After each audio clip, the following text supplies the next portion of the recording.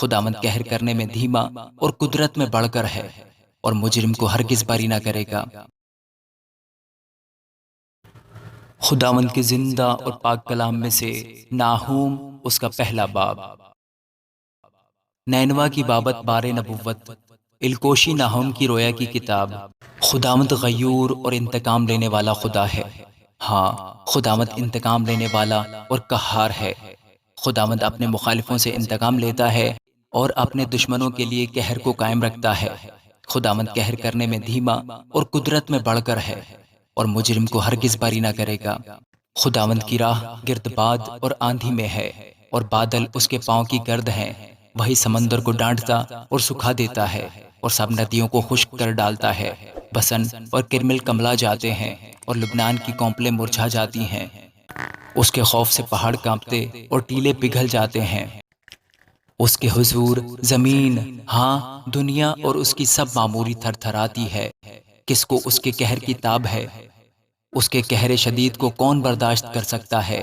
اس کا قہر آگ کی مانند نازل ہوتا ہے، وہ چٹانوں کو توڑ ڈالتا ہے۔ خداوند بھلا ہے اور مصیبت کے دن پناہ گاہ ہے۔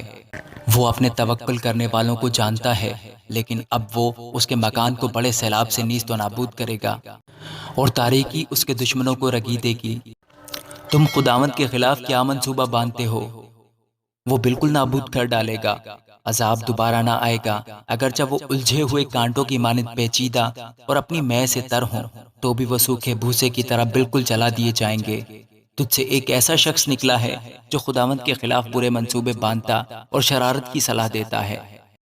خداوند یوں فرماتا ہے کہ اگرچہ وہ زبردست اور بہت سے ہوں، تو بھی وہ کاٹے جائیں گے اور وہ برباد ہو جائے گا۔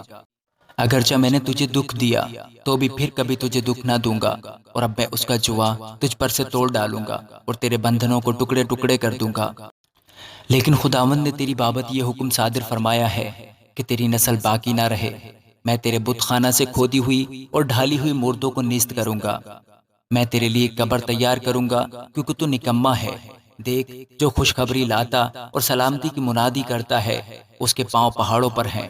اے یہودا، اپنی عیدیں منا اور اپنی نظریں ادا کر، کیونکہ پھر خبیث تیرے درمیان سے نہیں گزرے گا۔